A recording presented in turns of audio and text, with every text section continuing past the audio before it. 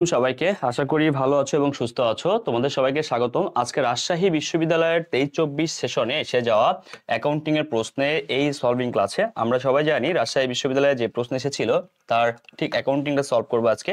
এবং রাজশাহী বিশ্ববিদ্যালয়ে কিন্তু তোমাদের অ্যাকাউন্টিং এর কোশ্চেন থেকে খুব টপ নচ কোশ্চেন হয় এবং অ্যাকাউন্টিং এ ভালো করলে চান্স পাওয়া যায়। আজকে 23-24 সেশনে এই প্রশ্ন আমরা অ্যানালিসিস করব, সাজেশন তৈরি করব এবং আমরা নোট করব। প্লিজ কোনো প্রশ্ন ব্যাংক সলভ আর দেখে দেখে করা যায়, কিন্তু ক্লাসটা তুমি এই জন্য করবে একদম আমি শুরু থেকে সেটা বিশ্লেষণ করে দিব, ওই টপিকটা কভার করে দিব যাতে তোমার আর কোনো রকম সমস্যা ফেস না করতে হয়। ঠিক আছে, আসো ভাইয়া, এখানে বলা হয়েছে বিক্রয় বইতে যা লিপিবদ্ধ হয়, তাহলে বিক্রয় বই। ওকে ফাইন, মনে রাখবে বিক্রয় বই বলতে কি বোঝায়? বিক্রয় বই বলতে বিক্রয় জাবেদা বোঝায়। আর যদি বলা হয় বিক্রয় হিসাব, ওকে ফাইন, তাহলে বিক্রয় হিসাব বলতে তুমি খুব ভালো করে মনে রাখবা এটা বোঝায় খতিয়ানকে। ওকে, হিসাব বলতে কি বোঝায়? খতিয়ানকে। আর বই বলতে বোঝায় জাবেদাকে। এখন তাহলে আমাকে বলো তো, তাহলে বিক্রয় জাবেদায় কোনগুলায় যায়? বিক্রয় জাবেদা যাবে হচ্ছে শুধুমাত্র, খুব ভালো করে মনে রাখা, বাকিতে বিক্রয়। ওকে ফাইন, তাহলে বাকিতে বিক্রয়। আর এক নাম হচ্ছে কি ধারে বিক্রয়। ধারে বিক্রয় অথবা বাকিতে বিক্রয় কোথায় যাবে? আমার বিক্রয় বইতে। তাহলে প্রশ্ন হচ্ছে ভাইয়া ক্রয় বইতে কি যাবে? লিখে নিতে পারো, ক্রয় বইতে যাবে কি ভাইয়া? বতে বাকিতে, বতে ক্রয়। ক্লিয়ার? তাহলে বাকিতে ক্রয় যাবে ক্রয় বইতে, বাকিতে বিক্রয় যাবে বিক্রয় বইতে। এখানে টুইস্ট বলে দিই, মনে রেখো, তোমরা কি জানো কেউ চালান প্রস্তুত করা হয় কিভাবে? কেউ জানো? ইয়েস, চালান কি প্রস্তুত করা? চালান হচ্ছে ধারে ক্রয় বিক্রয়ের দলিল। তাহলে চালান কি ধারে, ধারে ক্রয় এবং বিক্রয়ের দলিল। ঠিক আছে ভাইয়া? তাহলে এই ধারে ক্রয় বিক্রয়ের দলিল আর ধারে ক্রয়, ধারে ক্রয় আর ধারে বিক্রয়, সেইগুলাই নিয়ে করা হয় ক্রয় জাবেদা এবং বিক্রয় জাবেদা। এবার এখানে একটা টুইস্ট দেখো, চালানে দুটো জিনিস পাওয়া যায়, একটা আছে ধারে ক্রয় আর একটা ধারে বিক্রয়। ঠিক আছে, তাহলে আমি কি বলতে পারি ধারে ক্রয় যেখানে থাকে তার নাম ক্রয় চালান। ওকে ফাইন, ধারে বিক্রয় যেখানে থাকে তার নাম বিক্রয় চালান। এখন আমাকে একটা কথা বলো তো, তাহলে ক্রয় চালানে কি থাকে? ধারে ক্রয় সমূহ। বিক্রয় চালানে কি থাকে? ধারে বিক্রয় সমূহ। আর ক্রয় চালান আর বিক্রয় চালান এই দুটার নিয়ে কি করা যায়? ক্রয় চালানের ধারে ক্রয়, সেম ভাবে ধারে ক্রয় নিয়ে ক্রয় বই। তার মানে বলা যায় ক্রয় চালান দেখে কি ক্রয় বই বা ক্রয় জাবেদা প্রস্তুত করা যায়। বলা যায় ধারে বিক্রয় বা বিক্রয় চালান নিয়ে কি করা যায়? বিক্রয় জাবেদা বা বিক্রয় বই প্রস্তুত করা যায়। আশা করি তুমি ক্লিয়ার হয়ে গেছো। ঠিক আছে, আসো তাহলে এই টপিকটা ডান। এবার আসো, বলা হয়েছে অগ্রিম খরচ সমন্বয়, তার মানে একটা সমন্বয় জায়গা থেকে প্রশ্ন এসেছে ফার্স্ট পেপারে চ্যাপ্টার 7। আসো, অগ্রিম খরচ মনে রাখবা, যে কোনো খরচ। অগ্রিম খরচ না বলে এখানে বেতন, তারপরে কি মজুরি বা যে কোনো কস্ট, ভাড়া বলতে পারতো। হ্যাঁ হ্যাঁ, যে কোনো কিছু। তাহলে এটা সমন্বয় যাবে কি সারা জীবন? আমাকে বলতো খরচ কি হয় সারা জীবন? ডেবিট। তাহলে খরচ আমার ডেবিট, তাহলে নেক্সট ক্রেডিট কি হবে?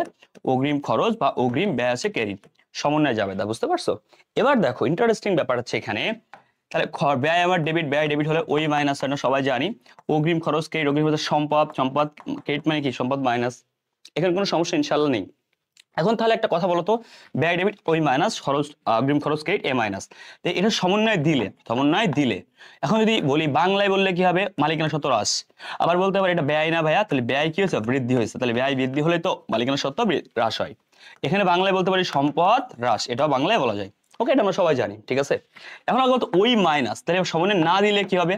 আমি সমন্বয় দিব না, পরীক্ষায় প্রশ্ন আসতে পারে না ভাইয়া, অগ্রিম ব্যয় সমন্বয় না দিলে কি হবে? এটা আসতে পারে, শিখে নাও। এর উল্টা যাবে, তাহলে ওই প্লাস, তাহলে ওই প্লাস যে কথা মালিকানা সত্ত্ব বৃদ্ধি সে কথা। ব্যয়, তাহলে মালিকানা সত্ত্ব কখন বৃদ্ধি হয়? ব্যয় কমে গেলে। তাহলে এখানে ব্যয় কি হ্রাস। এ মাইনাস, তাহলে এখানে উল্টা যাবে এ প্লাস, দ্যাটস মিন সম্পদ বৃদ্ধি। তাহলে সম্পদ বৃদ্ধি বাংলায় বললে। এখন বলো তোমাকে এই জায়গায় অ্যান্সার কি? ওই মাইনাস আর এ মাইনাস, সম্পদ হ্রাস আর কি ব্যয় বৃদ্ধি অথবা মালিকানা সত্ত্ব হ্রাস। তাহলে কি সম্পদ হ্রাস মেলে, মেলে খরচ, আচ্ছা দেখি আয় না, হয় না, সম্পদ বৃদ্ধি হবে না, সম্পদ বৃদ্ধি হবে না। দেখো তো এই যে সম্পদ আয় নো আয় না, তাহলে এই অ্যান্সার সম্পদ হ্রাস খরচ বৃদ্ধি। ভাইয়া এখানে মালিকানা সূত্রের কথা বলেনি, কিন্তু খরচ বৃদ্ধি বলছে বা ব্যয় বৃদ্ধি বলছে। একই কথা, কেন? খরচ বাড়লে মালিকানা সত্ত্ব কমে, দুইটা অ্যান্সার কিন্তু একই, বুঝতে পারছো? তোমাকে যেইভাবে চাবে তুমি সেইভাবে অ্যান্সার দিবা, কোনো প্যারা নেই। আসো ভাইয়া, তো না দিলে কি এটা ভালো করে দেখে নিবা, পরীক্ষা আসতে পারে। আর যদি বলে অগ্রিম খরচ নগদে প্রদান, এটা একটা ইন্টারেস্ট সাধারণ যাবে না, তখন কি অগ্রিম খরচ ডেবিট আর নগদান ক্রেডিট, তখন হবে এ প্লাস, কারণ অগ্রিম খরচ একটা সম্পদ। আর অন্যদিকে নগদান ক্রেডিট মানে কি? নগদান ক্রেডিট মানে হচ্ছে এ কি মাইনাস, কারণ এখানে কমে গেছে। তাহলে অগ্রিম খরচ নগদে প্রদান সাধারণ যাবে না ওইটা। দেখো তো ভাইয়া, সেবা প্রদান করা যায়, ভালো কথা, তুমি সেবা প্রদান করা হয়েছে কিন্তু টাকা পাওয়া যায়নি। মৌলিক সমীকরণের লেনদেনে কি প্রভাব পড়ে? আচ্ছা তুমি এখন টাকা পাওনি, ভেরি ইম্পর্টেন্ট কোশ্চেন। তুমি সেবা দিছো, টাকা পাওনি, তুমি পাবে। সেবা দিও, তুমি দিছো, তুমি ডক্টর, তুমি প্রোভাইড করছো, তুমি এখন টাকা পাওনি, পাবে, তোমার প্রাপ্য। তাহলে বলতে পারি প্রাপ্য আয় তুমি পাবে, অথবা যে আয়টা এখনো পাওনি তার নাম কি? বকেয়া। তাহলে প্রাপ্য আয় অথবা বকেয়া আয়। তাহলে প্রাপ্য আয় অথবা বকেয়া আয় কি? তোমার একটা সম্পদ, অ্যাসেট, এটা এখনো পাওনি, এটা সমন্বয় জাবেদা। সমন্বয় জাবেদা বেসিক্যালি 4 প্রকার সব থেকে আসে। আয়ের ক্ষেত্রে বকেয়া আয়, আরেকটা কি অগ্রিম আয়, ব্যয়ের ক্ষেত্রে কি বকেয়া ব্যয়, আর হচ্ছে কি অগ্রিম ব্যয়। এগুলো এই 4টা বেশি আসে। দেখো এখানে আয় সারা জীবন কি হয় ভাইয়ারা? আয় কেরিয়ার সারা জীবন। তাহলে বকেয়া আয় কি হবে এখানে? অথবা পথে প্রাপ্য, প্রাপ্য আয় বা বকেয়া আয় কি হবে? ডেবিট হবে, শেষ। এখন আমাকে একটা কথা বলতে পারবা, বকেয়া আয় অথবা প্রাপ্য আয় ডেবিট, দ্যাটস মিন এটা সম্পদ, রাইট? আমি পাবো। সম্পদ কখন ডেবিট হয়? সম্পদ বৃদ্ধি পেলে, এ প্লাস। বাংলায় লিখলে সম্পদ বৃদ্ধি। আয় কখন ক্রেডিট হয়? আয়ের ফলে কি হয়? আয়ের ফলে কি হয়? মালিকানা সত্ত্ব বৃদ্ধি হয়। তাহলে এ প্লাস আর ওই প্লাস, ক্লিয়ার? তার মানে বাংলায় বললে সম্পদ বৃদ্ধি, মালিকানা সত্ত্ব বৃদ্ধি। সম্পদ বৃদ্ধি, বৃদ্ধি এখানে নাই, সম্পদ বৃদ্ধি আছে, মালিকানা সত্ত্ব হ্রাস, ভুল, মালিকানা বৃদ্ধি, এই যে ইয়েস, সরি এটা হবে না কারণ এখানে প্রথমটা মেলেনি, মালিকানা সত্ত্ব বৃদ্ধি, এই যে এভাবে অ্যান্সার করবা। তাহলে বলতে পারি এ প্লাস, এই যে ওই প্লাসটা। এখন একটা ইন্টারেস্টিং ব্যাপার আসতে পারে, পাওয়া যায় হিসাবভুক্ত হয়নি বা হিসাবভুক্ত না করলে কি প্রভাব পড়বে, তখন উল্টে যেত, বা সমনে না দিলে কি প্রভাব পড়বে, তখন উল্টে যাবে। আসো এবার আসো ভাইয়া, যদি বলা হয় ক্লোজিং, ক্লোজিং মানে কি? সমাপনী। এনটি সম্পূর্ণ করলে, তার মানে সমাপনী, ক্লোজিং বাংলাদেশের সমাপনী দাখিলা, ওকে, সমাপনী এনটি, সমাপনী, ওকে, ক্লোজিং মানে ক্লোজ করা, শেষে। এটার পরে কি হয়? যে হিসাবটির ব্যালেন্স শূন্য হয়ে যাবে, তার মানে 3টা হিসাব বন্ধ করা হয় সমাপনী দাখিলার মাধ্যমে।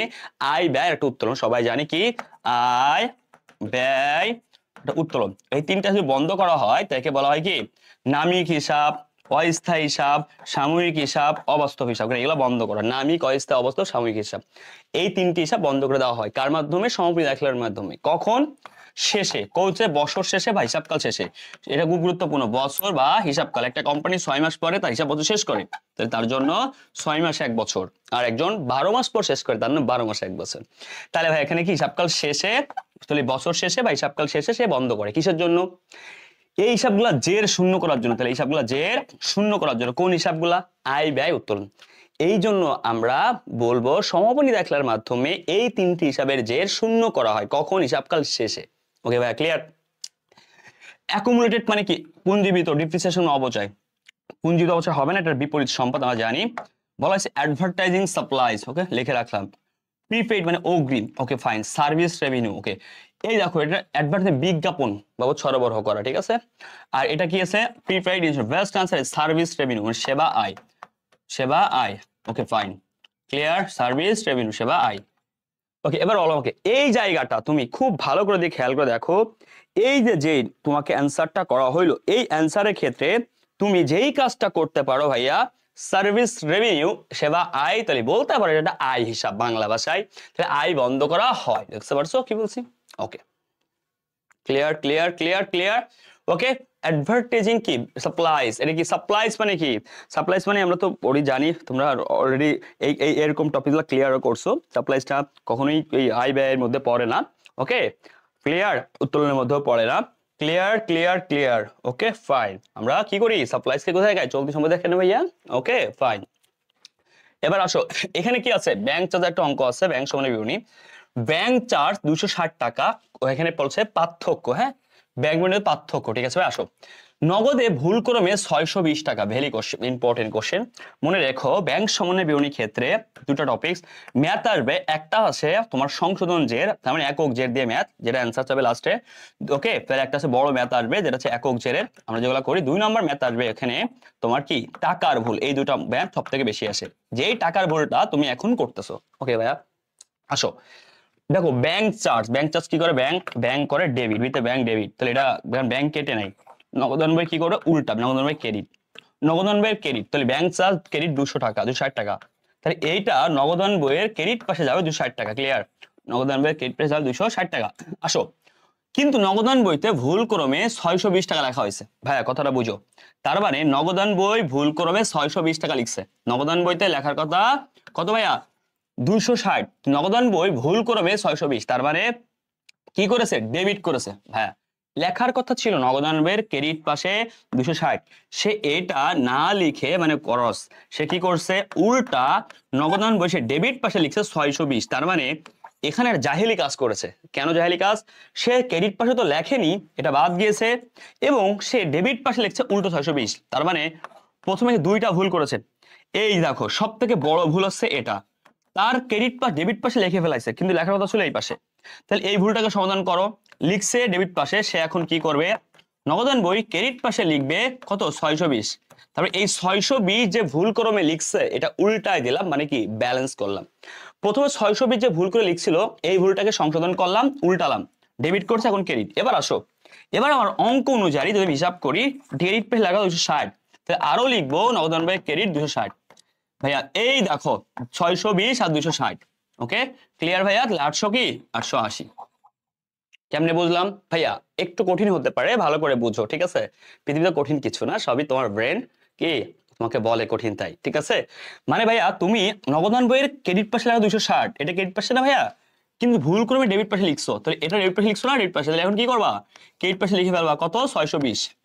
লিখার পরে এবার এটা তো তুমি লেখোই নি, তাহলে এখন এটা লিখতে হবে নগদান ক্রেডিট পাশে আরো 260 হয়ে গেল। হ্যাঁ, যদি এরকমটা হতো, মনে রাখো এরকমটা হতো নগদান বইয়ের ক্রেডিট পাশে লেখার কথা কত 260, ওকে ব্যাংক চার্জটা যা যা ভুলে কি করছে সে ডেবিট দিকে না লিখে সে ভুলে লিখছে 200, ভুলে 200 লিখছে। তার মানে ব্যাপারটা বুঝো ভালো করে, ওকে ফাইন।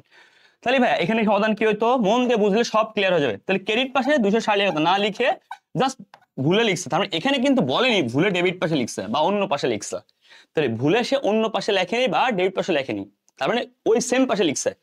260 টাকা লেখার কথা ভুলে লিখছে 220, তার মানে 200 লিখছে, তার মানে আরো সে কি করবে আরো 60 লিখবে, জাস্ট সিম্পল, এটা সিম্পল, কারণ এখানে কিন্তু অন্য পাশে লেখেনি, তাহলে আরো লিখবে। তাহলে নগদান বই কোন পাশে ক্রেডিট পাশে, আর নগদান বই ক্রেডিট মানে কি বিয়োগ, তার নগদান বই আরো বিয়োগ করবে 60 টাকা, ক্লিয়ার? আর 60 টাকা কি সে বিয়োগ করবে, বুঝতে পারছো?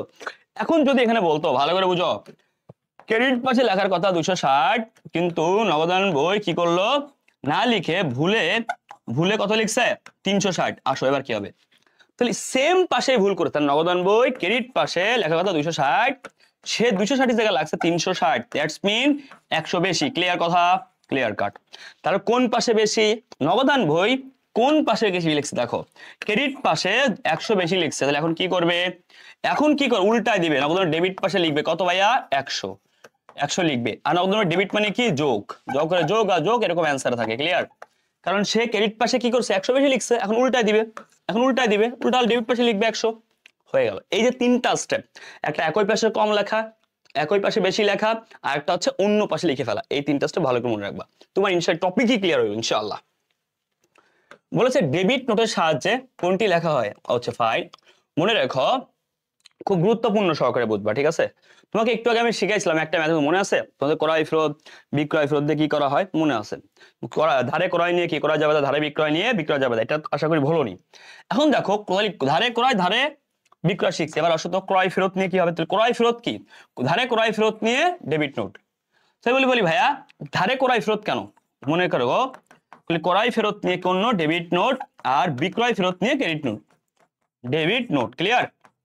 আর বিক্রয় ফেরত নিয়ে ক্রেডিট নোট। এখন আমাকে একটা কথা বলো তো ভাইয়া প্লিজ, বলো তো এই জায়গা এই যে ক্রয় ফেরত কি নগদে নাকি ধারে? মনে রাখবে বেশিরভাগ ধারেই হয়, বেশিরভাগ ধারে, কারণ কি নগদে ক্রয় বিক্রয় করলে নিচে লেখা থাকে ক্যাশ মেমোতে বিক্রিত মাল ফেরত যোগ্য নয়, তাহলে ক্রয় ফেরত হওয়ার সম্ভাবনা কম। তাই আমরা ধরে নিব এই যে ক্রয় বিক্রয় ফেরত হয়েছে এটা ধারে, এবং ধারেটাই বেশি হয়, ঠিক আছে? ধারে ক্রয় ফেরত বা ধারে, এটা ধারে হয়েছিল আর এটা কি ধারে বিক্রয় হয়েছিল, ক্লিয়ার? তাহলে বিক্রয় ফেরত বই ক্রেডিট নোট সম্পর্ক, ক্লিয়ার? ওকে, আর ক্রয় ফেরত দিয়ে আবার কি করা হয়, ক্রয় ফতে ফেরত যতে জাবেদা, ক্রয় ফেরত জাবেদা, আর বিক্রয় ফেরত দিয়ে বিক্রয় ফেরত জাবেদা প্রস্তুত করা যায়। কঠিন একটা অবস্থা, রাইট? ইয়েস, বুঝতে পারছো? এইগুলো একটু নোট করে নিবা।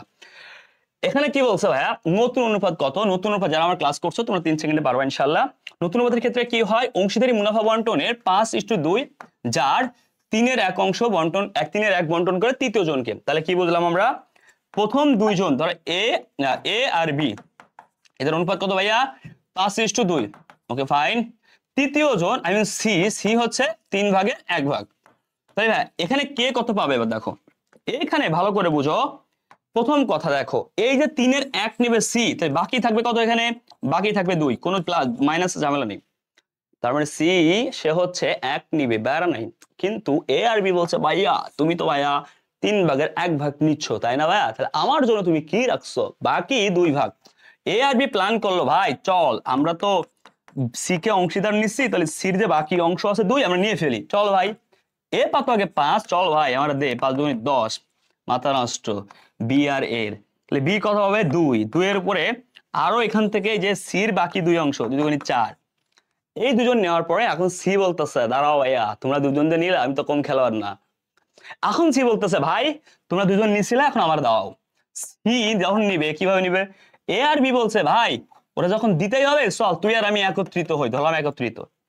একত্রিত হওয়ার পরে দেন এ আর বি নেওয়ার সময় গুণ করছিল, সি বলবে আমারও গুণ করো। সি নেবে কয় ভাগ? 1 ভাগ, কোনো সমস্যা নেই। 5 আর 2 7, 1 7, কথা ক্লিয়ার? 5 তারপর হচ্ছে কি 10 4 7, 10:4:7। ভেরি ইম্পর্টেন্ট কোশ্চেন এখানে। পরীক্ষার হলে যদি এরকম বলে যে এ বি সি এর বন্টন অনুপাত কত, তাহলে অ্যান্সার 10 4 7। যদি কখনো বলে ফেলে এ সিরিয়াল ব্রেক করে এ সি বি এর বন্টন কত, তখন কিন্তু এই 7টা মাঝে আসবে। তার মানে তোমাকে যে সিরিয়াল দিয়ে ওই সিরিয়ালে অ্যান্সার করতে হবে, বুঝতে পারছো? আশা করি পারফেক্ট শট দিছো তুমি একটা। এই অনুপাত থেকে ইনশাল্লাহ কোনো সমস্যা কি হবে না আশা করতেছি। আসো ভাই, বলেছে ঋণপত্র ইস্যু করা যায়। ও মাথা নষ্ট, দেখো এই কোশ্চেনগুলো খুব ভালো লাগে। দেখো প্রথম ঋণপত্র, ওকে ডেট ইংরেজি বেসিক্যালি বলা হয়। আর এই ঋণপত্র যারা ইস্যু করে মালিক তাকে বলে ঋণ হোল্ডার। ওকে কি বলে? ঋণ হোল্ডার বা হচ্ছে কি পাওনাদার বলে। ওকে দেখি কোম্পানির মালিক বলে না, ঠিক আছে? এরা কোম্পানি ভোট দিতে পারে না, ভোট দিতে পারে না, ঠিক আছে? কোম্পানি ভোট দিতে পারে না, তার কোম্পানি কোনো সভায় অংশগ্রহণ করতে পারে না, মত পরিচালনা অংশগ্রহণ করতে পারে না, ঠিক আছে? এরা পারে না। এইগুলাতে পরীক্ষা হয়। এখন এই যে ঋণপত্রটা, এই ঋণপত্রটার ক্ষেত্রে কি হয় ভাইয়া? একটা ঋণের দলিল। ঋণের দলিল মানে কি? এইটা একটা কোম্পানি ইস্যু করে। এর সাধারণত কোম্পানি ইস্যু করে কিসের জন্য? কোম্পানি তার অর্থ সংগ্রহের জন্য। আর এটার ক্ষেত্রে কি সব মূল্যে কি ইস্যু করা কি যায়? হ্যাঁ ওভারে করা যাবে, অধিহারে করা যায়, মানুষ যদি বেশি করে করতে চায় সবগুলি সমমূল্য করা যায়। ভাইয়া কেন ভাইয়া? কারণ একটা কোম্পানির ভাইয়া ব্র্যান্ডগুলো যত ভালো সে তত কি ভাইয়া তত বেশিতে বিক্রি করতে পারবে, বুঝতে পারছো? ওকে কোম্পানির ব্র্যান্ডগুলো ভালো হলে সে সেল করতে পারে, কোনো প্যারা নেই। Okay fine. আসো এই জায়গা নেক্সট কোশ্চেন মনে রাখো, শেয়ারের ক্ষেত্রে খুব ভালো করে শোনো। শেয়ারের ক্ষেত্রে আবার একটু পার্থক্য। শেয়ারের মালিকদের বলে শেয়ার হোল্ডার, এরা হচ্ছে কোম্পানি ভোট দিতে পারে, সভা অংশগ্রহণ করতে পারে, পরিচালনা অংশগ্রহণ করতে পারে, কোনো প্যারা নেই, ঠিক আছে? এই জায়গা শেয়ার হোল্ডারদের মধ্যে আবার অগ্রাধিকার শেয়ার যারা আছে, এই টপিকগুলো আমরা আবার পড়বো। এখন ডিটেল যাবো না, ডিটেল গেলে আবার এই টপিক আমরা হারাই যাবো ইনশাল্লাহ। তার দায় কোন পদ্ধতি সীমাবদ্ধ? কার দায়? জাহিদ। আইস খাইছে রে। প্রতিটি 100 টাকা মূল্যের 100টি শেয়ার, তার মানে জাহিদ একটি কোম্পানি 100টি মূল্যের 100 শেয়ার কেনে, তাহলে ওই কোম্পানি তার মূলধনের পরিমাণ 10,000 টাকা, ঠিক আছে? প্রশ্ন হচ্ছে দায় কত পর্যন্ত সীমাবদ্ধ? আমরা জানি পাবলিক লিমিটেড কোম্পানির এর দায় সীমাবদ্ধ। দায় সীমাবদ্ধ মানে কি? নির্দিষ্ট পর্যন্ত সীমাবদ্ধ বা সসীম। কোন পর্যন্ত? ঠিক তার মূলধন পর্যন্ত। ঠিক মূলধন পর্যন্ত, ক্লিয়ার? তাহলে মূলধন পর্যন্ত মানে কি ভাইয়া? এই যে মূলধন, রাইট রাইট। তার মানে তার দায়টা ওই পর্যন্ত সীমাবদ্ধ যেই পর্যন্ত শেয়ার মূলধন সীমাবদ্ধ, তার মানে তার মূলধন যতটুকু। তার মানে আমি জাহিদ হাসান হিসাবে আমি তার কাছ থেকে কতটুকু শেয়ার কিনেছি? এতটুকু, ক্লিয়ার? এই যে এতটুকু শেয়ার কিনেছি, এতটুকু আমার দায় সীমাবদ্ধ। এখন অনেকের প্রশ্ন এখানে আছে ভাইয়া তাহলে এই জায়গাটা, এই যে বলা আছে প্রিমিয়াম সহ শেয়ার এত, ইয়েস ফাইন। যখন বলবে প্রিমিয়াম সহ তখন যুক্ত হবে কত করে? প্রিমিয়াম 200 গুণ হচ্ছে 100, তাহলে কত হবে? 20,000। ওকে, কারণ এই টাকাটা আমার দেওয়া লাগতেছে, বুঝতে পারছো? তার মানে দুইটা ওয়েতে শিখাইলাম, একটা হচ্ছে প্রিমিয়াম সহ থাকলে যুক্ত করে দেবে, আর একটা নর্মালি তুমি যে ওয়েতে আসবে সেই ওয়েতে পরীক্ষা অ্যান্সার করবে। ওকে, আর এই যে টাকাটা 200 গুণ 10 100, এই 100 টাকা বেশি হওয়ার কারণ কি? এই যে 100 টাকা ছিল দাম, এটা প্রিমিয়াম হয়েছে 200, তার মানে কি প্রিমিয়ামের নির্দিষ্ট কোনো হার বা অবহার কিছু নাই, ইচ্ছা মতো হতে পারে, ঠিক আছে ভাইয়া? ওকে ডান। আসো এখান থেকে আরো কোশ্চেন পড়বা, ধরুন যে শেয়ার প্রতি আয় পড়বা, সাধারণ শেয়ার হোল্ডারের কতটুকু লভ্যাংশ এটা পড়বা। তারপর হচ্ছে তোমার কি পড়বা জানো? আরো অনেক কিছু জানার আছে ওখানে। তোমার হচ্ছে অধিহার আছে, অবহার আছে, মূলধন আছে, এগুলো পড়বা। পরীক্ষা আসবে কিন্তু, মানে আসার সম্ভাবনা বেশি আর কি। এরপরে দেখো এই কোশ্চেনটা কি বলেছে, তাদের সি এর প্রাপ্য মুনাফার পরিমাণ কত টাকা। দেখো তো লাভ ক্ষতি বন্টনের মূলধন অনুপাত হবে তো এই সত্ত্বে সমতার ভিত্তিতে এ বি সি 3 বন্ধু। Okay fine. বছরের শুরুতে মূলধনের পরিমাণ ছিল 25,000, 35,000 এবং 50,000, ঠিক আছে? মুনাফার পরিমাণ 22,000। এই যে দেখো তো ভেরি ইম্পর্টেন্ট কোশ্চেন, এটা কোন মুনাফা এখানে কিন্তু বোঝার আছে। এই যে মুনাফা দেওয়া হয়েছে এই মুনাফাকে দুই ভাগে ভাগ করতে পারি। একটা থাকতে পারে নিট মুনাফা, ওকে ফাইন, আর থাকতে পারে বন্টনযোগ্য মুনাফা। যদি প্রশ্নে বন্টনযোগ্য মুনাফা থাকে তাহলে অংশীদাররা এই বন্টনযোগ্য মুনাফা থেকেই তারা মুনাফা বুঝে নেবে। তাহলে অংশীদাররা কি পায়? বন্টনযোগ্য মুনাফা থেকে তারা মুনাফা বুঝে নেবে। যদি বন্টনযোগ্য মুনাফা না থাকে, নিট মুনাফা থাকে, এখান থেকে এইচএসসির মতো করে লাভ ক্ষতি আবন্টন হিসাব বের করে বন্টনযোগ্য মুনাফা বের করতে হবে। পয়েন্ট নাম্বার 1, যদি প্রশ্নে বন্টনযোগ্য মুনাফা থাকে তাহলে এখান থেকে ভাগ করে দিলে হয়ে যাবে। ওকে, প্রথম কথা। দ্বিতীয় কথা হচ্ছে ভাইয়া, এখান থেকে যদি আমরা কি করতে পারি, এখানে যদি আমরা বন্টনযোগ্য না পাই তাহলে বন্টনযোগ্য বের করতে হবে। ওকে, আসো ক্লিয়ার। এখন দেখো এখানে কি আছে, মুনাফা দেওয়া আছে, ওকে ফাইন। এখানে কি আছে, মূলধন দেওয়া আছে, ফাইন। তার মানে এখানে দেখো তো মুনাফার পরিমাণ দেওয়াই আছে, তাহলে এটা আমি কোন মুনাফা ধরবো? Very important question. বলেই দিয়েছে মুনাফার পরিমাণ এত টাকা হলে তারা প্রাপ্য মুনাফা কত। তার মানে এখানে নিট মুনাফা বলেনি, তার মানে তারা এই মুনাফাটা পাবে। আরো বোঝার উপায় দেখো, এখানে কোথাও মূলধনের সুদ টুট বেতন কোনো কিছু নাই, তার মানে এটাই বন্টনযোগ্য মুনাফা। ওকে ভাইয়া, আর বলে দিয়েছে যে মুনাফা এত হলে কত টাকা।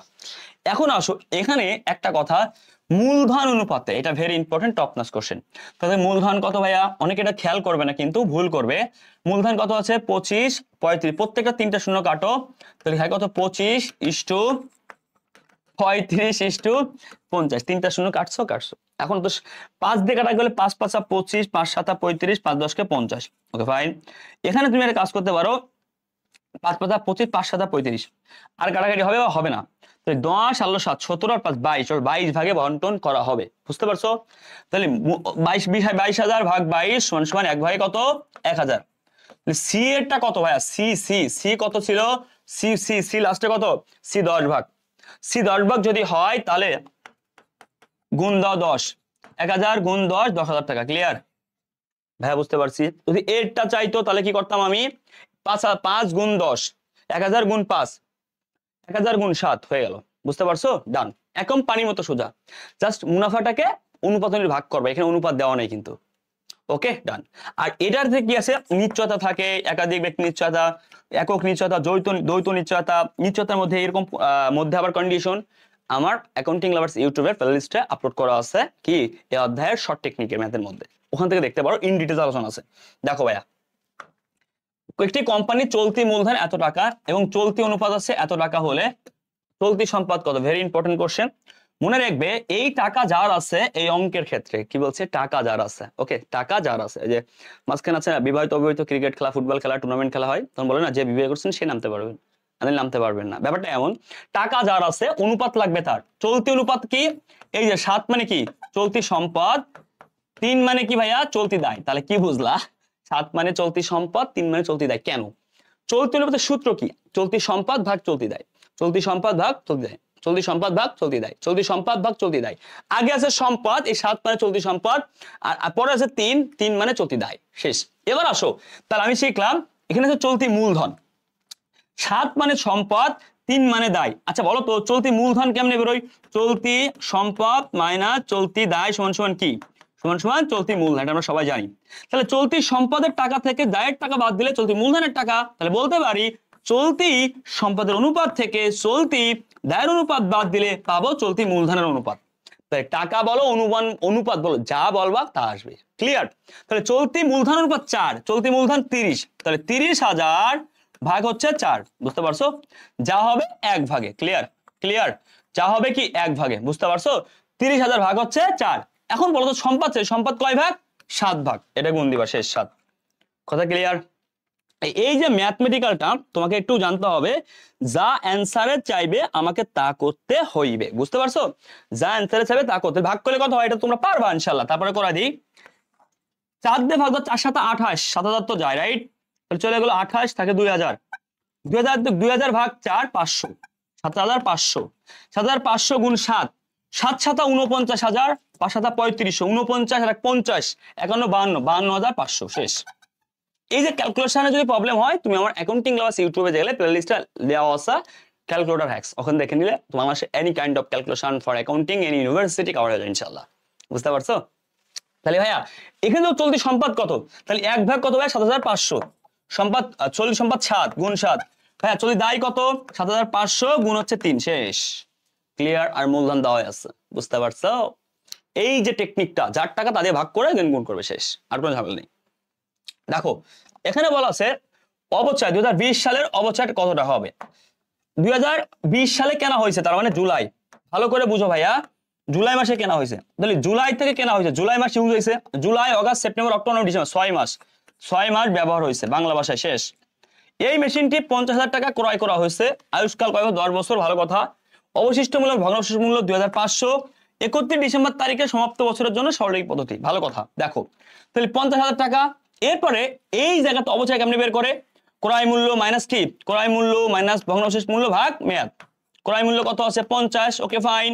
ভগ্নাংশের মূল্য কত আছে, এই যে 2500, ওকে ফাইন, 2500, আয়ুষ্কাল 10, তাহলে 50 থেকে 25 বাদ দিলে 47,500 ভাগ 10, কেমনে বুঝলাম, 50 থেকে 2000 বাদ দাও, কত হবে 48,000, দেন 500 বাদ দাও, 47,500।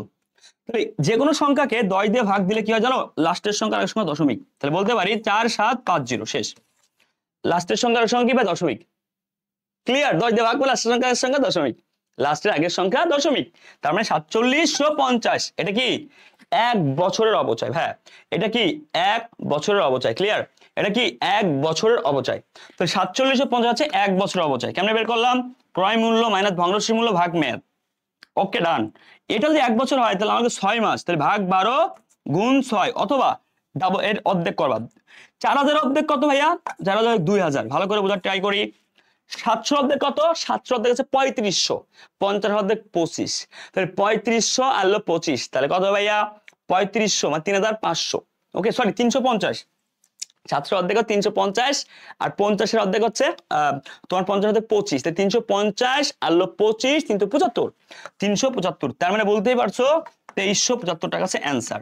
এই যে প্রথমটা ভাইয়া, উইদাউট ক্যালকুলেটরে তোমার করতে প্যারা লাগতে পারে, বাট তুমি আমার এই ক্যালকুলেশন দেখলে পারবে ইনশাআল্লাহ, ক্লিয়ার। আবার বলি 1 বছর অবচয় বের করবা, আগে তারিখটা খেয়াল করবা, এই তারিখ আর এই তারিখ, যদি এখানে 31 জুলাই তাহলে আমি জুলাই মাস ধরতাম না কিন্তু, বুঝতে পারছো, ওকে ফাইন। যদি বলতো 31 জুন, তাও কি হতো 30 জুন, তাও স্টার্ট হতো কোথা থেকে, 30 তারিখ, মানে ওই জুন মাস ধরতাম না, জুলাই থেকে স্টার্ট হতো, বুঝতে পারছো। তাহলে এখানে ভাইয়া অবচয় 6 মাসের ধরছে, 1 বছরে বের করে অর্ধেক করছি, শেষ, হয়ে যাবে ইনশাল্লাহ। এরপর আসো, এখান থেকে তোমাকে জানতে হবে কি বলছে, এবিসি কোম্পানি বলতে নতুন মেশিনটির কত মূল্য রেকর্ড করতে হবে। তার মানে ভাইয়া মেশিনটির, আমরা মেশিন একটা স্থায়ী সম্পদ, আমরা জানি স্থায়ী সম্পত্তির কোন মূল্য লিখি, তোমরা জানো, ক্রয় মূল্য লিপিবদ্ধ করি। ঐতিহাসিক যে চলমান প্রতিষ্ঠান সমর্থন করে, ঐতিহাসিক মূল্য সমর্থন করে, ক্রয় মূল্য নীতি অনুযায়ী সমর্থন করে, এটা যে স্থায়ী সম্পত্তির ক্রয় মূল্য লিপিবদ্ধ করা হয়। এখানে বলা হয়েছে পুরাতন মেশিনটির বিনিময় করেছে যার বহিমূল্য 3900 টাকা এবং ন্যায্য বাজার মূল্য হচ্ছে 35,000 টাকা। নতুন মেশিনটির মূল্য হিসাবে পুরাতন মেশিন সহ অতিরিক্ত এত টাকা পরিশোধ করা হয়েছে, ভালো করে শুনো। এখন বলেছে বিনিময় করা হয়েছে, এখানে বহিমূল্য, তার বহিমূল্য হচ্ছে 39,000 এবং যার ন্যায্য মূল্য 35, তার বাজার থেকে সে 35,000 টাকা পাবে, মানে এটা বিক্রি করলে। কিন্তু মেশিনটি পুরাতন মেশিন সহ, মানে পুরাতন মেশিনে দেওয়া হয়েছে 10,000 টাকা দেওয়া হয়েছে, একটা মেশিন কেনা হয়েছে, তাহলে পুরাতন মেশিনের দাম আর 10,000 টাকা যুক্ত করলে একটা কি নতুন মেশিনের দাম বেরোবে। তো তুমি বইতে কত টাকা লিখবা। এখানে একটা ইন্টারেস্টিং ব্যাপার আছে, এই ম্যাথগুলো তোমাকে দেওয়া হয় তোমাকে জাজ করার জন্য। ব্যাপারটা এমন নয় তুমি না পারবে না বলে ভয় পাবে, বাট এমন নয়, তোমাকে নিজেকে জাজ করার জন্য এরকম ম্যাথ আসলে দেওয়া হয়। সো তুমি ভয় পাওয়ার কোনো কিছুই নেই, জাস্ট একটু খেয়াল করো। এখানে তোমাকে দেওয়া হয়েছে এই যে মেশিনটি বাজারে বিক্রি করতেছিল 35,000, স্যার আমি কি কোন মূল্য ধরবো, জি 35,000 টাকা ধরবেন, কেন ধরবেন বলতেছি। তাই ওইটা যেটা বিক্রি করতে চাইছিলা তুমি তো ওই টাকাটাই পাইতা, এটা তোমার অ্যাকচুয়াল দাম। কিন্তু ভাইয়া তোমাকে তো বাজার থেকে অ্যাকচুয়াল দাম দিবে না, তাহলে তুমি যদি এটা ধরো তুমি তো টাকা পাবা 35, যেই কয় টাকা পাবা তাহলে বাকি 4,000 টাকা ওই মেশিনের পুঞ্জীবিত অবচয়। ওকে, তাহলে এই মেশিনটা বিক্রি করলে পাবো 35 ক্যাশ। আমি বলছি ভাই আমি মেশিন নেবো না, মোবাইল এক্সচেঞ্জের সময় আইফোন ইউজাররা বেশি এক্সচেঞ্জ করে, এই 35,000 ক্যাশ তোমার আছে, তোমাকে আমি আরো 10,000 টাকা দিয়েছি, নতুন মেশিন দাও। নতুন মেশিনের দাম পড়লো তোমার 45,000, ক্লিয়ার। নতুন মেশিনের দাম পড়লো এই যে 45,000, ডান, ক্লিয়ার ভাইয়া। তাহলে নতুন মেশিনের দাম পড়লো 45,000, ওকে ডান। আসো, কেন আমরা আগের মূল্য ধরবো না প্রথম মেশিনের ক্ষেত্রে, কারণ ওটা তো ওর কি, ওটা ওর ভ্যালু, ও কেন ওরকম মূল্যে ছিল, কেন কমে গেল, এটা ওর ব্যাপার। তুমি যদি আজকে 100 টাকা পাও এবং বাজারে সুদের হার 10% হয়, তাহলে 100 টাকার বর্তমান মূল্য কত। কোশ্চেনটা ফিনান্স রিলেটেড কোশ্চেন, মানে ব্যাপারটা এমন যে এই কোশ্চেনটা একটু ফিনান্স রিলেটেড কোশ্চেন। তোমাদের অ্যাডমিশন দিবা, তোমার রাজশাহীতে কিন্তু ফিনান্স মার্কেট এখন আলাদা হয়েছে, তো এরকম কোশ্চেন তুমি প্র্যাকটিস করার সময় যদি সামনে পাও, তোমাদের পেইন লাগে, তুমি স্কিপ করতে পারো, এটা কোনো প্যারা নাই। বুঝতে পারছো কি বলছি? কোনো কি নাই, প্যারা নাই। তারপরে বলেছে 100 টাকার পাও এবং বাজারে সুদের হার 10% হয়, তবে 100 টাকার বদলে 100 টাকা বর্তমান মূল্য কি 100 টাকায় তো হবে, ভবিষ্যতে না বাড়বে।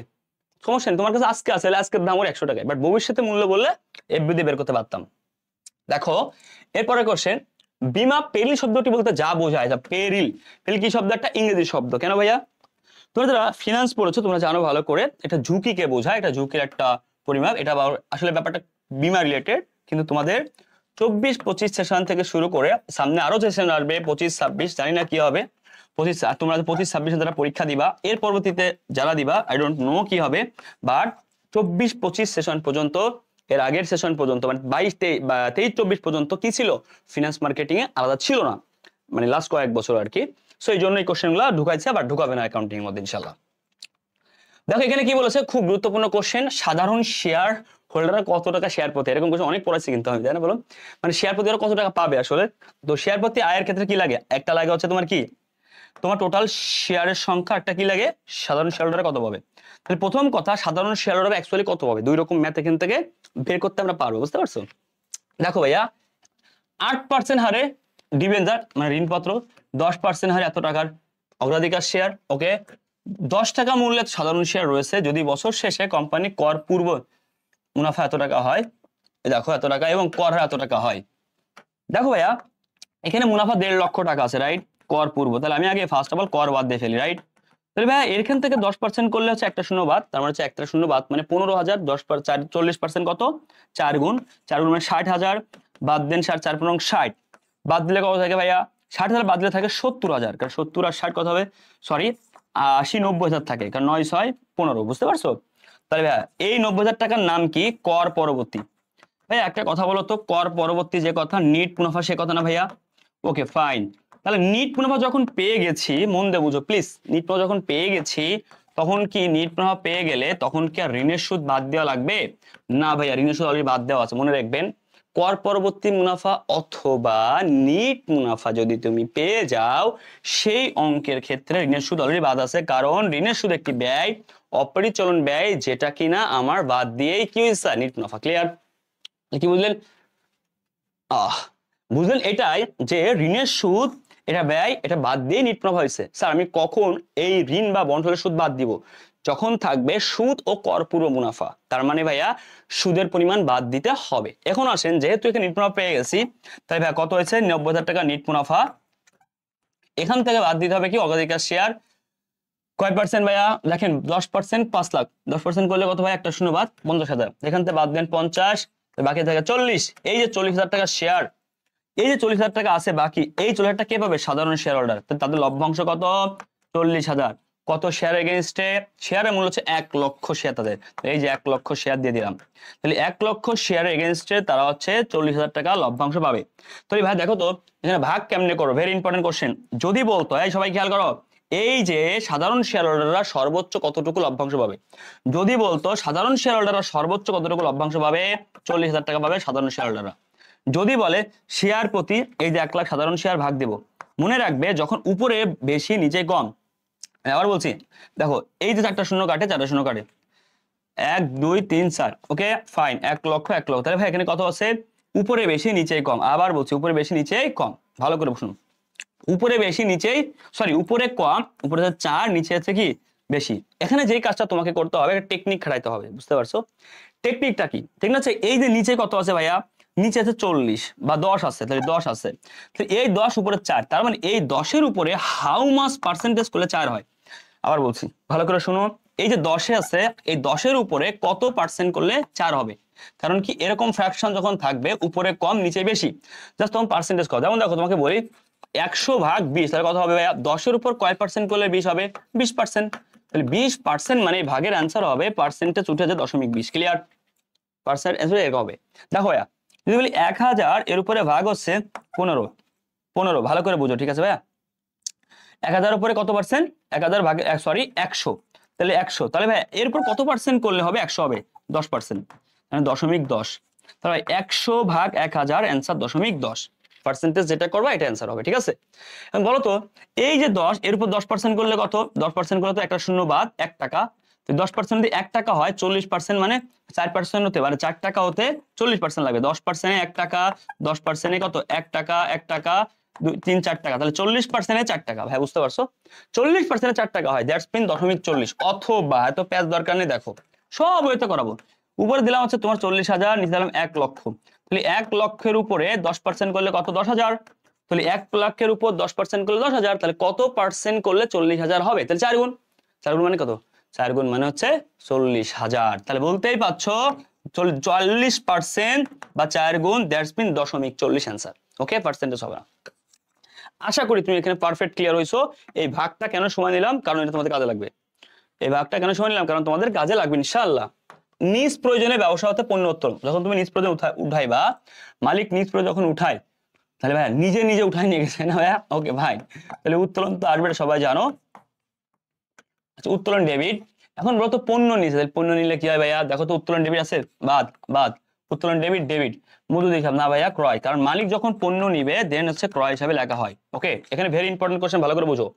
উত্তোলনের ফলে কি হয়? ওই মাইনাস ক্রয়, এখানে ব্যয়, ব্যয় কখন কেটে হ্রাস হলে, ব্যয় হ্রাস হলে ওই প্লাস। অনেকে ভুল করে এখানে ওই মাইনাস দিবে, ভুল হবে কেন জানো? এখানে ভাই ক্রয়টা ব্যয় আছে, ব্যয়টা হ্রাস হয়েছে এই জন্য, কারণ হ্রাস না হলে থেকে হয় না। ক্রয় আমার কখন কে এড়াই? হ্রাস পেলে, ব্যয় হ্রাস পেলে। ভেরি ইম্পর্টেন্ট কোশ্চেন, যদি বলা হয় ব্যবসাতে বিক্রয় মূল্যে, যদি বলা হয় সেম কোশ্চেন, বিক্রয় মূল্যে পণ্য উত্তোলন, তখন যাবে হয়ে যাবে উত্তোলন ডেবিট, আর ক্রয়ের জায়গা কি হবে? বিক্রয় ক্রেডিট। কেন জানো? এটা টেকনিক আছে, তোমাদের সব শিখাই দিই আজকে। যদি বলি ভাইয়া একটা পণ্যের দাম 1,000 টাকা, এই পণ্যটা মালিক ক্রয় মূল্যে উত্তোলন করেছে, তার মানে মালিক কেনা দামে নিয়ে চলে গেছে। এই পণ্য 1,000 টাকার পণ্য, বিক্রির দাম হচ্ছে 1200, মালিক উত্তোলন করছে, সো ডাজেন্ট ম্যাটার, তার কাছে তো আমি প্রফিট করছি, মানে সে বিক্রয় মূল্যে টাকাটা নিয়েছে। মালিক দুইটা ভাবে টাকা নিতে পারে, একটা পণ্যের বডি রেট দেখে টাকা নিতে পারে, উত্তোলন করতে পারে। আরেকটা আছে মালিক যে বিক্রয় মূল্য আছে ওই মূল্যে উত্তোলন করতে পারে। যদি বিক্রয় মূল্য করা হয় ওখানে প্রফিট থাকে, আর ক্রয় মূল্য করা হলে ওখানে প্রফিট থাকে না। তাই ক্রয় মূল্য উত্তোলনের ক্ষেত্রে ক্রয়, বিক্রয় মূল্য উত্তোলনের ক্ষেত্রে বিক্রয়। বুঝতে পারছো? ডান। দেখো রেয়া মিলের দুই দিকের পার্থক্য যে হিসাবের মাধ্যমে দেখানো হয় আমরা সবাই জানি, অনিশ্চিত হিসাবের মাধ্যমে দেখানো হয়। অনিশ্চিত হিসাব এটা একটা সাময়িক হিসাব বা অস্থায়ী হিসাব, হিসাব কিন্তু বন্ধ করা হয়। মনে করে শুনো, যখন ডেবিট পাশে কম পড়ে তখন দেখা হয় কি উত্তোলন আছে কিনা, তাহলে ডেবিট পাশে শর্ট পড়লে উত্তোলন না থাকলে ওই টাকাকে উত্তোলন দিয়ে ফিল আপ করা হয়। আর যদি উত্তোলন থাকে তাহলে কি করতে হয়? তারপরও শর্ট, অনিশ্চিত হিসাব আসবে। তাহলে উত্তোলন না থাকলে আগে ওই কম টাকাকে উত্তোলন লিখতে হবে, আর উত্তোলন থাকার পরে শর্ট পড়লে অনিশ্চিত হিসাব দেখতে হবে, ঠিক আছে? ক্রেডিট পাশে শর্ট পড়ে দেখতে হবে মূলধন আছে কিনা, যদি মূলধন না থাকে তাহলে শর্টকৃত টাকাকে মূলধন হিসাবে লিখতে হবে, আর যদি মূলধন থাকে তাহলে তারপরে শর্ট পড়ছে তখন অনিশ্চিত হিসাব লিখতে হবে। তাহলে অনিশ্চিত হিসাব কখন আসবে? ক্রেডিট পাশে উত্তোলন থাকার পরে, উত্তোলন না থাকলে ওই শর্ট টাকাকে উত্তোলন লিখবো, আর সরি ডেবিট পাশে। আর ক্রেডিট পাশে আগে দেখবো মূলধন আছে কিনা, মূলধন নাই তাহলে আগে মূলধন লিখবো, তার মূলধন আছে তাও শর্ট, উত্তোলন লিখবো, অনিশ্চিত হিসাব লিখবো, শেষ।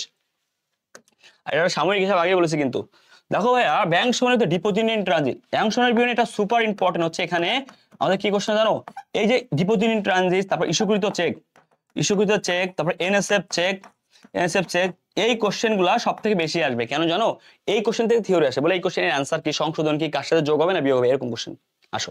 তারপর কি সকল ব্যাংক কর্তৃক পরিশোধ, তাহলে ব্যাংক যত পরিশোধ আছে, ব্যাংক যত আদায় আছে এগুলো দেখবে, এর বাইরে কোশ্চেন গুলো আমি দেয় ইনশাল্লাহ, theory related. Okay, bank deposit in transit মানে কি? আদায়ের জন্য ব্যাংকে জমা দেওয়া আছে, ব্যাংক জমা করেনি, তাহলে ব্যাংকে জমা দিলে নগদান বই কি করে?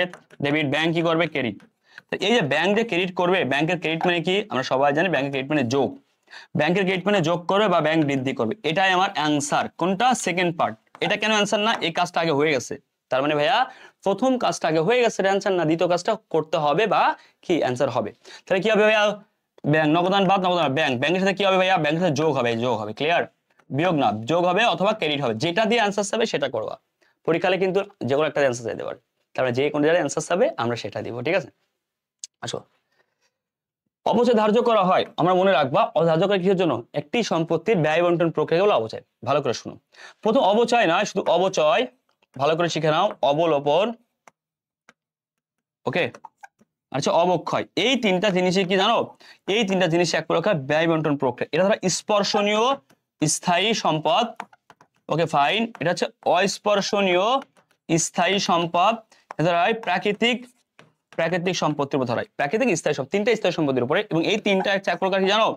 অদৃশ্যমান লেনদেন, এটা দেখা যায় না, ছোঁয়া যায় না। ওকে ওকে ফাইন। এটা তিনটা হচ্ছে অনগদ লেনদেন, অনগদ লেনদেন। Okay fine. অনগদ লেনদেন, অদৃশ্যমান লেনদেন, এইগুলাকে ধরা যায় না, ছোঁয়া যায় না। বুঝতে পারছো? এই ব্যাপারগুলো কি, এবার একটাকে একটার উপরে ধরা হয়, একে বলা হয় কি জানো? অবচয়, অবলম্বন, অবক্ষয়। এখানে তো আবার টেকনিক আছে। বুঝতে পারছো টেকনিক কি জানো? এখানে টেকনিক হচ্ছে এই যে যে জিনিসটা তোমাকে শেখানো হলো, এই টেকনিকটা মাথায় রাখতে হবে যে অবচয় হলো ধার্য করা হয় কিসের মাধ্যমে? ধার্য করা হয় তোমার হচ্ছে কিসের মাধ্যমে জানো? চলমান প্রতিষ্ঠান। ধার্যের কথা বললে কি হবে? কত কিছু শিখে ফেলতেছো তুমি, দেখো ধার্য করলে চলমান। হিসাবভুক্ত বললে কি হবে? হিসাবভুক্ত বললে হবে সে মিলকরণ বা কি ভাইয়া? Matching principal. আর যদি বলে একই পদ্ধতিতে প্রতি বছর অবচয় ধরা হয়, একই পদ্ধতি বললে কি হবে? একই পদ্ধতি বললে সেটা সামঞ্জস্যতা বা ধারাবাহিকতা। যদি কখনো একই পদ্ধতি কি বলে ফেলে তাহলে ধারাবাহিকতা বা সামঞ্জস্যতা অনুযায়ী হবে। বুঝতে পারছো কি বলছি? এইগুলো একটু পরীক্ষাতে আসলে বেশি আসে, মাথায় রাখা উচিত।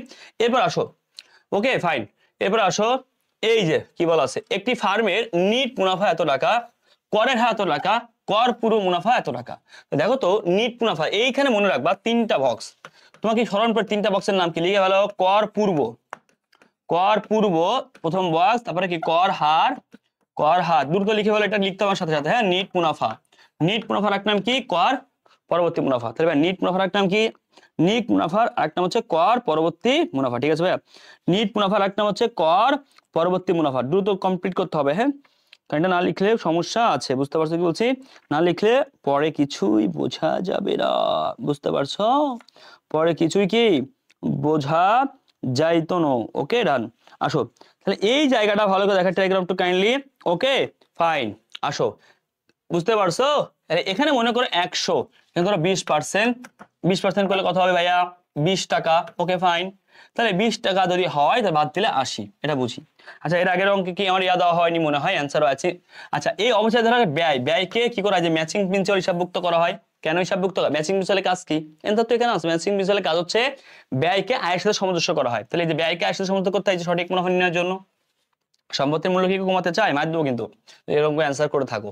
তাই এখানে দেখো তো, যদি আমি বলি এটা হচ্ছে 200, এটা 10%, 10% মানে কত? 20, 20, তাহলে 20 বাদ দিলে হবে 180। এখন আমাকে একটা কথা বলতে পারবা প্লিজ? দেখো তো এখানে কি আছে? ফার্মের নিট মুনাফা 6600। ওকে ডান। কর হার 40, এই দিলাম 40। Okay fine. বলো তোমাকে, এটা 10% হলে এটা বাকি আছে, এটা 90% জানি আমরা। তো এটা 40 হলে মোট 100-র মধ্যে এটা 40, তাহলে এইটা কত? বাকি 60%। জাস্ট জেনে রাখো, কর পূর্ব মুনাফা, আচ্ছা কর পূর্ব মুনাফা, ফার্মের নিট মুনাফা দেওয়া আছে, কর হার দেওয়া আছে, কর পূর্ব মুনাফা 10% বৃদ্ধি পেলে নিট মুনাফা কত টাকা? Okay good. এখানে আসো, এই যে টাইপের করের সেটআপটা আমরা শিখছি। এখন এখান থেকে আমাকে যেই জিনিসটা বের করতে হবে, কর হার আছে এবং কর পূর্ণ মুনাফা 30%। ও আচ্ছা, আমাকে এখানে কি চাইছে? বাড়বে না কমবে? আচ্ছা ওকে ফাইন, আমি একটু ডিটেলস পড়াচ্ছি তোমাকে, তুমি আবার এটাতে অন্য কিছু মনে করো না। তাহলে এই টাইপের কোশ্চেন গুলা পরীক্ষায় থাকে। তাহলে ভাইয়া তখন আমাকে বলো তো, এই যে এখানে যে অ্যামাউন্ট, তখন তোমাকে বলবে কর পূর্ব কত। আচ্ছা, এই যে ডিটেলসটা তোমাকে শিখাইলাম, এই ডিটেলসটা করের সংক্রান্ত কোশ্চেন রাজশাহীতে প্রতি বছর আসে, কর পূর্ব কোশ্চেন আসে। এখান থেকে কর বের করতে পারে। এখানে 3 থেকে 4 টাইপের প্রশ্ন হয়। 1 কর পূর্ব, 2 কর, 3 হচ্ছে নিট মুনাফা বা কর পরবর্তী মুনাফা। তুমি যদি এই কর সমস্যা হয়ে থাকে এবং কমিশনের সমস্যা, তুমি আমার অ্যাকাউন্টিং লাভার্সের প্লেলিস্টে যে তুমি দেখবা, ওখানে ছোট্ট করে সুন্দর করে সাজানো আছে একটি ক্লাসে বিনিময় বিল, কর, কর কমিশন সব, ওগুলো ভালো করে করলে হয়ে যাবে। বুঝতে পারছো? এবার আসো, এই কোশ্চেনটা এতটা ইজি, যতটা ইজি তুমি কি হয়তো ভাবতে পারোনি। এখানে বলা হয়েছে টোটালি তুমি কত টাকা দেওয়া হবে। বুঝতে পারছো? Okay fine. ধরে না, তোকে একটু ধরে ধরে করতে হবে। করা কত পার্সেন্ট? 40% না ভাইয়া? এই যে 40%। কর পূর্ব মুনাফার উপর 10% বৃদ্ধি পাইছে। এবার আসো আমি একটু সলভ করে ট্রাই করি। তাহলে প্রথমে দেখো, এখানে প্রথম কথা বলা হচ্ছে 40% কর হার, দেন কি বলে 10% কি বৃদ্ধি, আর কি বলা আছে দেখি। নিট মুনাফার পরিমাণ আছে 6600। ভালো করে দেখো, নিট মুনাফার পরিমাণ কত আছে ভাইয়া? 6600। এখন তুমি ওকে একটা এক্সাম্পল মাধ্যমে বলতে পারো, ধরো আমি বললাম তোমাকে, একটু দেখার ট্রাই করো কাইন্ডলি। 50,000 টাকা আছে তোমার নিট মুনাফা, ধরে নাও একটা উদাহরণ থেকে বোঝাই। 40% করো, তাহলে ভাই 40% 10% করলে 5000, 40 4 গুণ 4 5 20, 20,000 টাকা। ঠিক আছে ভাই? আসো, প্রথম কথা শেষ। এবার আসো, যদি আমি বলি 10% বাড়ছে, 10% বাড়া মানে ভাইয়া কত? এর উপর 10% বাড়বে মানে 50% হবে, তাহলে কত হবে? 25,000। তাহলে এই যে ডিফারেন্সটা দেখতে পাচ্ছ, এইভাবে তুমি যে ডিফারেন্সটা তৈরি করো, ভালো করে বুঝো। এই ডিফারেন্সটা কি কাজে লাগবে? এখন এই জায়গায় আরেকটা জিনিস সব থেকে বেশি ইম্পর্টেন্ট, ওকে, সব থেকে বেশি ইম্পর্টেন্ট, তুমি যে টাকাটা বাড়াচ্ছ, ওকে ফাইন, এই টাকা কিন্তু বলেছে কর পূর্ব মুনাফার উপরে। তার মানে ভাইয়া করের পরিমাণ 40, কর পূর্ব মুনাফার উপরে 10% বৃদ্ধি পেলে নিট মুনাফা ড্যাশ হবে। এটা হচ্ছে কোশ্চেন, আমি তোমাকে এক্সাম্পল থেকে বোঝাচ্ছি, বলতেছি। আবার বুঝো, ফার্মের নিট মুনাফা 6600, তার মানে এক্স্যাক্টলি কর পরবর্তী, এবং হচ্ছে করের পরিমাণ 40, তাহলে কর আগে বাদ দেওয়া হয়েছিল, রাইট? কর পূর্ব মুনাফা, তাহলে কর পূর্ব মানে কি ভাইয়া? যেটা কি কর বাদ দেওয়ার আগে, সেই মুনাফা 10% বৃদ্ধি, তার মানে কর পূর্ব মুনাফা 10% বাড়ে, নিট মুনাফা কি হবে? এই তো ভাই পয়েন্টে পাইছো। এখন এখানে বলো তো, এই যে এত টাকার উপর 40% করলাম, কত হবে ভাইয়া? 20,000। তাহলে 20,000 বাদ দিলে কত থাকে ভাইয়া? 35-30,000 টাকা। আসো তাহলে এবার আসো তো, এই যে 50,000 টাকা আবার বাড়ছি, ধরো তুমি এখানে কর পূর্ব মুনাফা আছে এইটা, তো এইটা আছে কর পূর্ব, এটা কর পরবর্তী। ক্লিয়ার? এই কোশ্চেনের ক্ষেত্রে আমি উদাহরণ দিয়ে বোঝাচ্ছি, কেন তোমার মুখস্থ করা লাগবে না। এই যে কর পূর্ব, এটা কর পরবর্তী, তাহলে এটা হচ্ছে পরবর্তী, এটা একটু কোশ্চেনটা ডিফিকাল্ট, কর পূর্ব। এখন আমাকে একটা কথা বলো তো, এই যে দুইটা এদের ডিফারেন্স কত? 20 আর 30, তাহলে ভাই ডিফারেন্স কত? 20,000, ডিফারেন্স 20,000। এবার আসো তো, তুমি 10% বাড়াও, কত পার্সেন্ট বাড়াইছো? 10%। ভাইয়া মাইন্ডটাকে একটু কাজে লাগাও, 10% বাড়, তাহলে 40 থেকে 50, 50 এর 10% বৃদ্ধি, তাহলে 50% করো কোন মুনাফার উপরে? দেখো যে কর পূর্ব মুনাফার উপর 10% বাড়াও, তো 10% বাড়াও, এই যে কর পূর্ব মুনাফা, এটা কিন্তু কি ভাইয়া? এটা কর পরবর্তী, মনে আছে? এই দেখো 20,000 টাকা কর পরবর্তী। ক্লিয়ার? কেন সরি, কর পরবর্তী, এই যে 30,000 টাকা, ওকে, 30,000 টাকা কর পরবর্তী, ওকে ক্লিয়ার? কারণ আমার 20,000 টাকা বাদ দিছি। এখন প্রশ্ন হচ্ছে, এই যে টাকাটা এর উপর 50% করো, 25,000, এইটার নাম কি? কর, ওকে কর। এখন এইটা থেকে এইটা বাদ দাও, ডিফারেন্স কত হবে? 25,000 থাকবে। দেখো তো ভাইয়া, 25,000 টাকা থাকবে, থাকবে। তাহলে এই যে 25,000 টাকা থাকবে, এই দেখো এখানে হচ্ছে 30,000, পাইছো? দুইটার মধ্যে ডিফারেন্স কত? এটাই 10%ই, মানে যে লাউ সেই কদু। তোমাকে জাস্ট এত সময় আমি পড়াইছি, তোমার তো টেনশন করছো, তার মানে ভাই একটা কথা, তুমি তুমি কি নিট মুনাফা যতটুক বাড়াবা, এখানে তুমি কর পূর্ব যতটুকু বাড়াবা, হ্যাঁ যতটুকু বাড়াবা, নিট মুনাফা ততটুকু বাড়বে, শেষ। তাহলে যে লাউ সেই কদু। এই যে কর মুনাফা 10% বাড়াইছো মানে কি? নিট মুনাফাও কি? নিট মুনাফা 10% বাড়বে, শেষ, স্বাভাবিক কথা। তাহলে এত সময় কেন পড়াইলেন? প্রমাণ করার জন্য। এই দেখো কি প্রমাণ করলাম, এই যে 25,000 আর এখানে কত হয়েছিল ভাইয়া? 30, দুটো ডিফারেন্স কত? 5। এই দেখো 50-এর উপর 10% করলে কত? 5,000। বুঝতে পারছো এই যে প্যাসটা কেন পড়লা? তোমাকে এতটুকু একটা কথা স্টেটমেন্ট দিলাম যে ভাইয়া 10% বাড়বে, ওকে ফাইন, কিন্তু এই যে পুরো ইফেক্টটা কর পুরো কর, তুমি একটা কনফিউশন ছিল কিভাবে বাড়ে। অনেক স্টুডেন্ট যারা একটু ব্রিলিয়ান্ট, যারা এগুলো কোশ্চেন অ্যান্সার চাও, তাই যে আমি এভিডেন্সটা দিলাম, এটা হচ্ছে তোমার পড়াশোনাকে একটু প্রিমিয়াম লেভেলে নিয়ে যাবে। ব্যাপারটা এমন না যে তুমি এটা না পারলে পারবে না, তুমি এতটুকু লাগো, করের আগে তুমি যেটা বাড়াবা, ঠিক কর পরবর্তী মুনাফাটা লাস্টে অ্যান্সার অতটুকু বৃদ্ধি পাবে, কারণ কর তো ফিক্সড, ওকে ফাইন। এবার আসো, সরি ফর দ্যাট, একটু ডিটেইল বলার জন্য। এখানে বলা হয়েছে বহিমূল্যের পরিমাণ কত, দেখা ট্রাই করে একটু কাইন্ডলি। বহিমূল্য, ওকে বহিমূল্য, আচ্ছা বহিমূল্য কি বের করে? কোন পদে? সরলরেখী। আমরা সবাই জানি ক্রয় মূল্য থেকে পুঞ্জিত বাদ দিলে বহিমূল্য পাই। আচ্ছা দেখো 50,000 টাকা ক্রয় মূল্য, স্থাপন বাই 5, 50 কত? 55, 7,000 টাকা এটো, ওকে। দেখো 55,000 এখান থেকে বাদ দাও, ভগ্নাবশেষ মূল্য 7 বাদ দাও, 7,000 টাকা বাদ দিলে কত থাকে ভাইয়া? তাহলে আমরা ভাগ দিব কি দিয়ে? মেয়াদ দিয়ে। তাহলে কি পাবো? অবচয়। ক্রয় মূল্য মাইনাস ভগ্নাবশেষ মূল্য ভাগ মেয়াদ, তাহলে ভাইয়া কি পাবো? অবচয়। এখান থেকে 7,000 বাদ দাও, 5,000 বাদ দিলে 50, 2,000 বাদ দিলে কত হবে ভাইয়া? 48। 48 ভাগ 12, দ্যাটস মিন 4 বরং কত হবে? 48, ওকে 4,000। 48,000 ভাগ 12 মানে কত? 4 বরং 48, ওকে। 4,000 টাকা হচ্ছে 1 বছর অবচয়, ভালো কথা। 3 বছর পরের বইমূল্য, তারপর দেখো তো বইমূল্য কেমনে বের করে? ক্রয় মূল্য মাইনাস পুঞ্জীবিত অবচয় সমান বহিমূল্য। ক্রয় মূল্য কত আছে ভাইয়া? 50, পুঞ্জীবিত অবচয়, তাহলে ভাইয়া কয় বছর পর? 3 বছর পর। যদি বলতো 4 বছর পর, তাহলে 4 বছরের বহিমূল্য, সরি 4 বছরের অবচয়। 3 বছরের অবচয় একসাথে কত হবে? 1 বছরে 4,000, 3 বছরে 12,000। স্যার আপনি একবারে কেন গুণ করলেন? এখানে সরল রৈখিক, তাই প্রত্যেক বছর সমান। ক্রমহ্রাসমান হলে আলাদা আলাদা বের করতে হতো। পার্থক্য আছে। তাহলে ভাই কত হবে এখানে 12,000, 50 থেকে 12 বাদ দাও 38,000 টাকা হবে। ক্লিয়ার? 38 39 40 আর 10 50, ইয়েস ফাইন। তাহলে ভাই দেখো তো 38 কি আছে? এই 38 কই 38 কই? সরলরেখ পদ্ধতিতে 3 বছর পরে সম্পদের বহির্মূল্য নেই। ও সরি, ক্রয় মূল্য হবে 55,000। ও সরি ফর দ্যাট, 55,000 মাইনাস হচ্ছে কত 12। ওকে, তাহলে ভাইয়া কত হবে 38 আর 5 43,000 হবে। শেষ 43,000 হবে। ঠিক আছে ভাই? ওকে ডান। তাহলে আবার বলছি সহজ ভাষায়, ক্রয় মূল্য থেকে তুমি বাদ দাও পুঞ্জীবিত অবচয়। সেই পুঞ্জীবিত অবচয় কয় বছরের হবে, যে কয় বছর পর বহির্মূল্য বলবে। তাহলে 1 বছর অবচয় আছে 4, তাহলে ভাই 3 বছর অবচয় 12। তাহলে ক্রয় মূল্য মোট কত 57, 55 থেকে 12 বাদ দাও, 55 থেকে 12 বাদে 43। শেষ। এখান থেকে কি আসতে পারে আরো শিখে নিতে পারো। এখানে বলেছে কি বহির্মূল্য। ওকে, বহির্মূল্য। তাহলে বহির্মূল্য না, এবার যদি বলে তোমার, খুব মন দিয়ে শোনো, খুব মন দিয়ে শোনো, যদি বলে 3 বছর পরে বিক্রি, 3 বছর পরে বিক্রি হয়েছে ধরো তোমার কত আছে, ধরো 40,000 টাকা, তাহলে কি হবে দেখো তো, 40,000 বিক্রি হয়েছে, তাহলে লাভ ক্ষতি সূত্র কি, লাভ বা ক্ষতি সমান সমান বয়সতে বিক্রয় মাইনাস বতে বহির্মূল্য। তাহলে বিক্রয় কত হয়েছে ভাইয়া 40,000 টাকা, বহির্মূল্য কত আছে ভাইয়া 43,000 টাকা। দ্যাটস মিন এখানে বেশি, বিক্রয় কম, তার মানে কত কম 3,000, এটা ক্ষতি।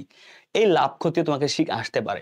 তাহলে এখানে বহির্মূল্য আসতে পারে, লাভ বা ক্ষতি আসতে পারে, লাভ ক্ষতি আসতে পারে, বিক্রয় মূল্য আসতে পারে, পুঞ্জীবিত অবস্থায় আসতে পারে, ক্রয় মূল্য আসতে পারে, ওকে, মেয়াদ আসতে পারে, ওকে ক্লিয়ার, ভগ্নাবশেষ মূল্য আসতে পারে, অবচয়যোগ্য মূল্য আসতে পারে, এই সব মেয়াদ আসতে পারে এখান থেকে।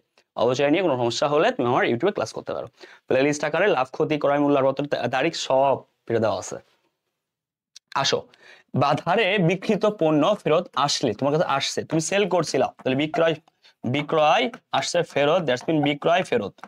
আর বিক্রয় ফেরত নিয়ে কি করা হয়, বিক্রয় ফেরত নিয়ে বিক্রয় জাবেদা, তাহলে বিক্রয় জাবেদার এক নাম কি বিক্রয় বই, তাহলে বুঝতে হবে বিক্রয় জাবেদার এক নাম হচ্ছে বিক্রয় বই। আর যদি বলা হয় ধারে ক্রয়, ধারে ক্রয় নিয়ে প্রতিপ্রস্তুত করা হয় ক্রয় জাবেদা বা ক্রয় বই। কথা ক্লিয়ার? ওকে, আসো তারপরে যাই আমরা। খুব মন দেওয়ার একটা কোশ্চেন আছে, নোমান এই কোম্পানি কি বলছে দ্বিগুণ হ্রাস পান, মানে ক্রমশ পান, যে বলতে অফিসের সময় অবচয় কত। মনে রাখবে এই পদ্ধতিতে ভগ্নাবশেষ মূল্য বিবেচনা করা হয় না। প্রথম কথা, ভগ্নাবশেষ মূল্য বিবেচনা করা হয় না। আর অবচয় হার বের করতে হয় 200 ভাগ মেয়াদ অথবা আয়ুষ্কাল, এটা অনেকে জানতে হবে। আর এই পদ্ধতিতে হার বের করা বাধ্যতামূলক। কথা ক্লিয়ার? এই পদ্ধতিতে হার বের করা বাধ্যতামূলক। ওকে, এই ক্রমাসন পদ্ধতিতে হার বের করা বাধ্যতামূলক, হার বের করতেই হবে। ঠিক আছে, আসো। তাহলে ভাই সে বলেছে একই 2022 সালে একটি সম্পত্তি কিনছে, ভালো কথা, সরঞ্জামটির ক্রয় মূল্য 60,000, আয়ুষ্কাল 8 বছর, অবশিষ্ট মূল্য এত, ফাইন। তার অবশিষ্ট মূল্য কি আসবে ভাইয়া? নো, আসবে না। ডান।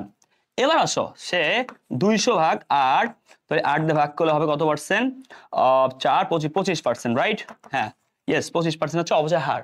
এইটা শুনো মন দিয়ে। তাহলে ক্রয় মূল্য কত আছে 60, ওকে, এটা আসবে না। তাহলে 2023 সালে, তাহলে 22 সালে জানুয়ারি মাসে কিনছে, দেখো তো 22 সাল পুরো ইউজ হয়েছে 1 বছর।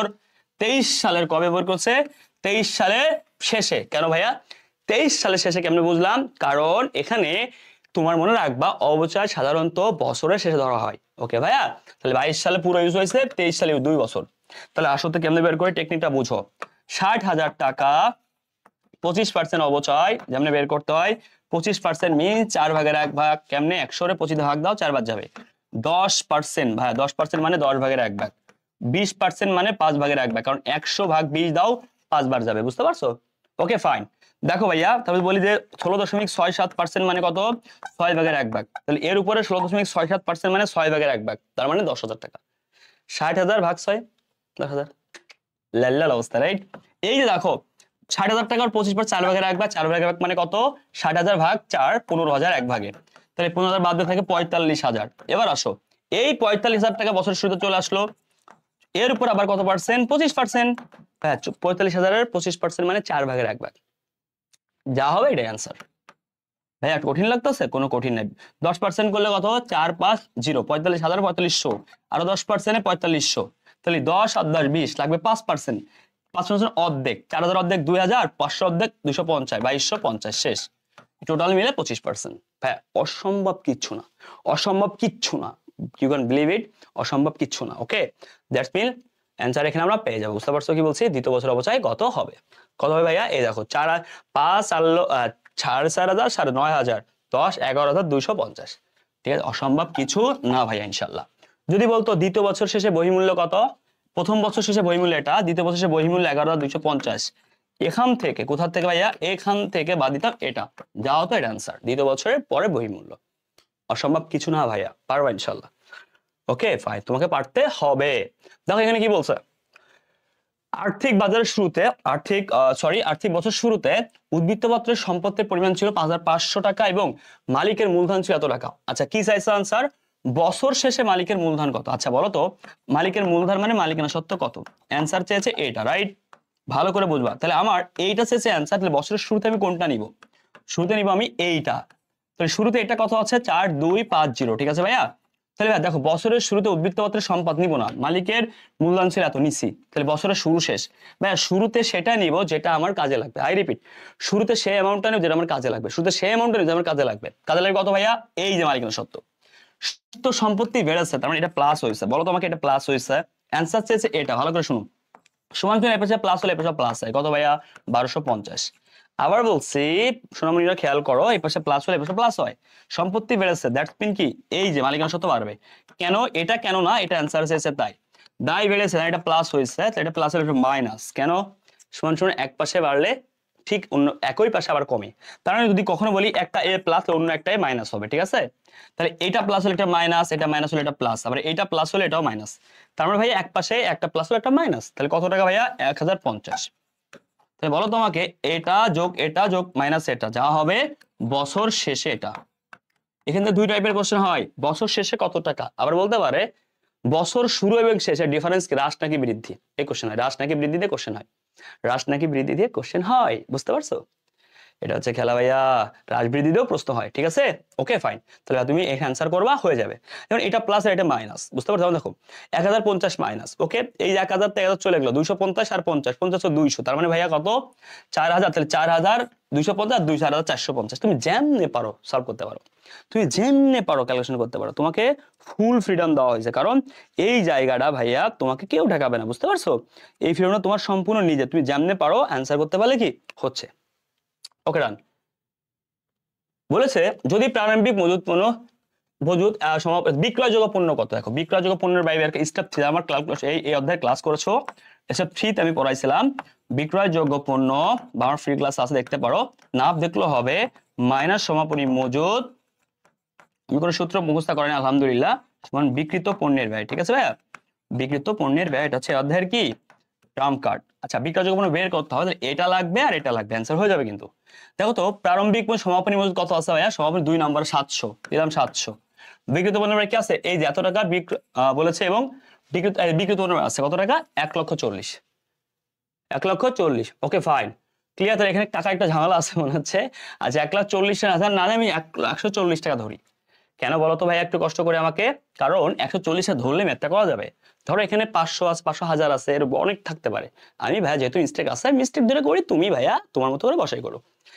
ওকে ফাইন, তাহলে এখানে কি আছে 500, আমার মনে হয় এখানে কি আছে 14,000 15,000 এরকম হবে, জাস্ট 140 ধরি, কোনো সমস্যা নেই, 140। তাহলে বলো তো উপরে কত অ্যামাউন্ট হলে তার থেকে এটা মাইনাস করলে বিক্রিত পণ্য 140 হবে।